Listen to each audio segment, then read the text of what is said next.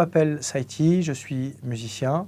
J'aimerais vous faire part de mon expérience par rapport au cancer du col de l'utérus qui a coûté la vie de ma maman. Le premier sentiment que j'ai eu dans un premier temps, c'est l'incompréhension, puisque visiblement ma mère, elle ne faisait pas trop de prévention.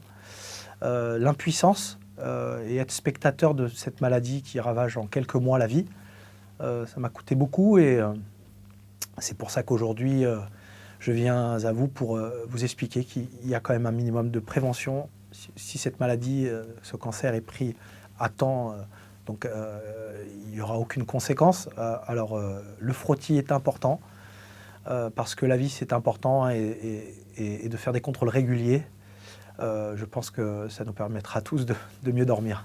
Le cancer du col constitue 3000 nouveaux cas par an actuellement en France et 1500 décès actuellement par an en France. Le papillomavirus est à l'origine du cancer du col. Il est plus qu'une maladie sexuellement transmissible classique, il est un marqueur de sexualité puisque plus de 80% des femmes sont concernées dans leur vie par une exposition au papillomavirus. Nous n'avons pas de traitement dédié du papillomavirus, nous n'avons pas de protection efficace puisqu'il passe la barrière du préservatif dans 30% des cas.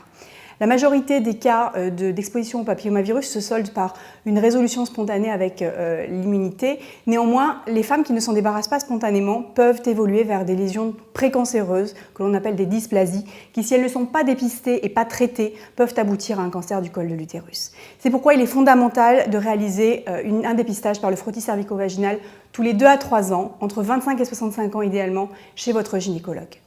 La deuxième particularité est qu'il faut savoir travailler en amont du papillomavirus et nous avons la chance de bénéficier d'une vaccination qui est efficace, bien tolérée malgré toutes les controverses dont elle a pu souffrir et nous devons faire bénéficier les jeunes femmes dès l'âge de 11 ans et jusqu'à 19 ans en rattrapage de la vaccination.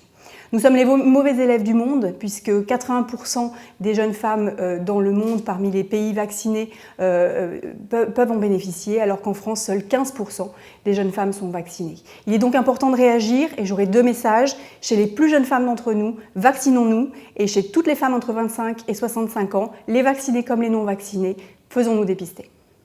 Alors rendez-vous le 18 mars 2017 à la Black Box avec le groupe Saïti & Co pour récolter un maximum de dons pour l'association de la Ligue contre le cancer 06.